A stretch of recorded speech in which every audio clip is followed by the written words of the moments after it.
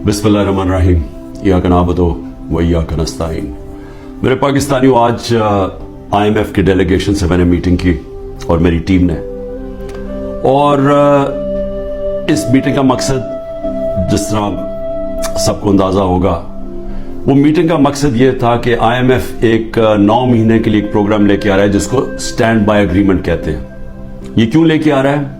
क्योंकि अगर ये IMF का अब कर्जा जो $3 अरब का इनको नहीं मिलता, तो ये याद रखें कि पाकिस्तान, जो मैं आज से साल पहले कह रहा था, बल्कि 13 महीने पहले मैंने जब कहा, तो मेरे ऊपर इन्होंने कहा गद्दारी का केस करना चाहिए। सारा शोर मच गया कि इमरान खान मुल्क के अंदर एक वो फिजा बना रहा है जिससे मुल्क की मैशत को नुकसान होगा। मैं ये कह रहा था कि जिस तरह ये हुकूमत जा रही है, पाकिस्तान को डिफॉल्ट का खदशा है।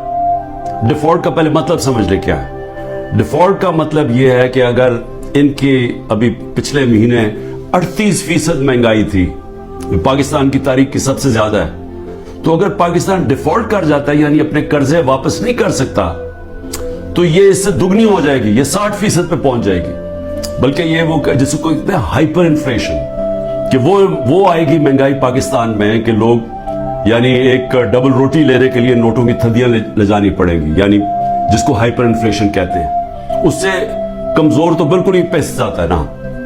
तनख्वाहदार तबका जो आज बड़े बुरे हालात में है, इससे बहुत दुगने बुरे हालात होते हैं अगर डिफॉल्ट करता है। और सिर्फ फायदा किनको होता है? जिन्होंने डॉलर में पैसा रखा हुआ है, जो मुल्क से बाहर हैं। ये जो लोग ऊपर आज हुकूमत कर रहे हैं, जिनके सारे पैसे बाहर पड़े हुए हैं, अरबों डॉलर बाहर पड़ा है, इनको तो कोई फर्क नहीं पड़ेगा, लेकिन पाकिस्तान के अंदर लोग पिस जाएंगे। तो लिहाजा हमने फिर IMF को हमने कहा कि ठीक है, हम इसको, आपकी ये जो स्टैंड बाय एग्रीमेंट है, ये तब तक एंडोर्स करते हैं जब तक इलेक्शन होकर एक नई गवर्नमेंट नहीं आती। जो नई गवर्नमेंट आएगी, जाहिर है वो अपना फिर से अपने प्रोग्राम के तहत IMF से बातचीत करेगी। लेकिन सिर्फ मैं एक चीज कहना चाहता हूं आज, कि यही जब हमें मुश्किल पड़ी थी फैटफ के ऊपर, फैटफ की हमें ब्लैक लिस्ट पे हमें खदशा था कि हमें डालने लगे हैं। हमें पार्लियामेंट के अंदर एक कानून पास करना था। तो जब हमने ऑपोजिशन को कानून पास करने का कहा, क्योंकि अगर ब्लैक लिस्ट पे आ जाए तो वो भी पाकिस्तान में सैंक्शंस लग जाती हैं, वो फिर वही हालात बनने शुरू हो जाते हैं जो कि एक डिफॉल्ट से होते हैं, यानी फाइनेंसिंग खत्म हो जाती है बाहर से, उस चीजें महंगी हो जाती है, महंगाई होती है, गुर्बत बढ़ जाती है।